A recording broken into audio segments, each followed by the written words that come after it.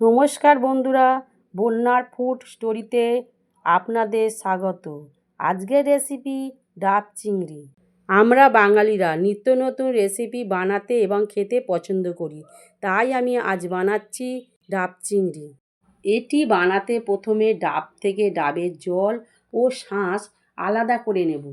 তারপর মিক্সার গ্রাইন্ডারে ডাবের শাঁস দিয়ে তাতে কালো সর্ষে, সাদা সর্ষে দিয়ে বেশ কয়েকটি কাঁচা লঙ্কা দিয়ে মিহি পেস্ট করে নিতে হবে। এরপর মিহি পেস্টটি বানিয়ে একটি পাত্রে তুলে রাখতে হবে। দেখুন পেস্টটি কত মিহি হয়েছে। অন্যদিকে একটি বাটিতে 100 গ্রাম চিংড়ি মাছ নিয়ে তাতে অল্প পরিমাণে নুন হলুদ মাখিয়ে কিছুক্ষণ রাখতে হবে। মাখানো হয়ে গেলে গ্যাসেতে কড়া বসিয়ে তাতে সর্ষের তেল দিয়ে তেল গরম হলে নুন হলুদ মাখানো চিংড়ি মাছগুলো দিয়ে দিতে হবে। চিংড়ি মাছগুলো সামান্য লাল লাল করে কিছুক্ষণ ভেজে একটি পাত্রে তুলে নিতে হবে। তারপর ওই তেলে সাদা জিরে, কালো জিরে ফোড়ন দিয়ে কুচি কুচি করে কেটে রাখা পেঁয়াজ, ছোট ছোট কেটে রাখা টমেটো দিয়ে ভালো করে ভেজে নিতে হবে। ভালো করে ভাজা হয়ে গেলে তাতে 1 চামচ আদা বাটা আর তৈরি করা পেস্টটি দিয়ে ভালো করে কষিয়ে নিতে হবে।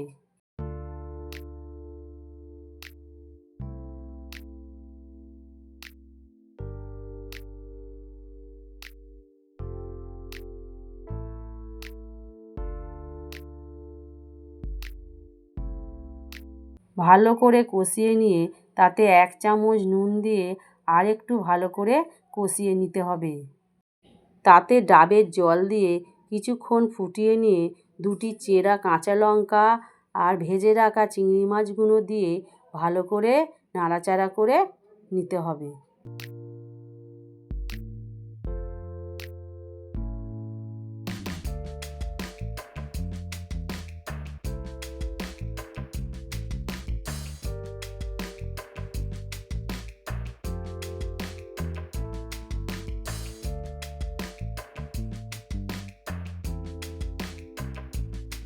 ডাবের জলটি একটু শুকিয়ে গেলে ওপর থেকে কাঁচা সর্ষের তেল ছড়িয়ে একটু নাড়াচাড়া করে নিলেই রেডি ডাব পোড়ানো ছাড়াই বাঙালি স্টাইলে ডাব চিংড়ি রেসিপি। এটি একবার বানালে আপনাদের বারবার বানাবার ইচ্ছা হবে। গরম ভাতের সঙ্গে একেবারে সেরা।